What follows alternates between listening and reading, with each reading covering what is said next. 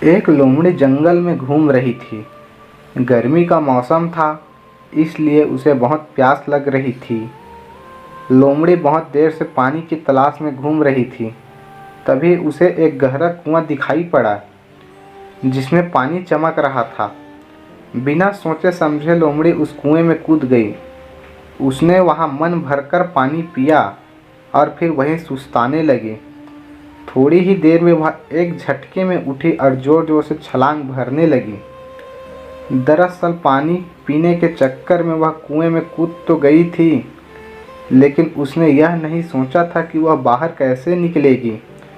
चूंकि उसने बिना सोचे समझे छलांग लगाई थी, इसलिए अब उसका खामियाजा भुगतना पड़ रहा था।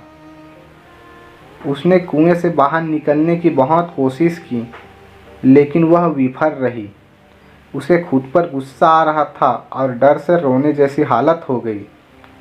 उसने आते जाते हुए जानवरों को आवाज़ें दी, लेकिन किसी ने उसकी आवाज़ नहीं सुनी। अचानक उसे एक तरकीब सूझी। वह ऐसी आवाज़ें निकालने लगी जैसे कुएं के अंदर उसे बहुत मज़ा आ रहा हो। वाह वाह, क्या बात है! सचमुच आज तो मज़ा आ गया। मेरी मति मारी गई थी जो पहले मैं यहाँ नहीं आई। थोड़ी देर बचाव बचाव की उसकी पुकार पर कोई ध्यान नहीं दे रहा था, लेकिन उसके आनंद प्रकट करते ही आते जाते जानवर भी कुएं के अंदर झांकने लगे कि यहाँ हो क्या रहा है। थोड़ी देर में एक बकरी आई जो बहुत प्यासी थी।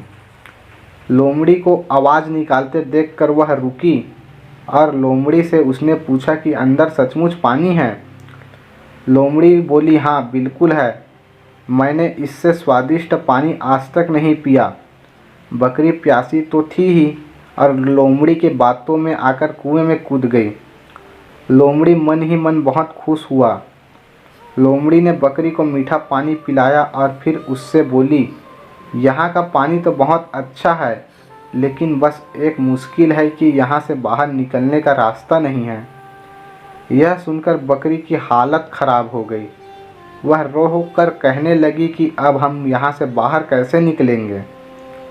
लोमड़ी बोली, तुम इसकी चिंता मत करो, मेरे पास इस कुएं से निकलने का उपाय है।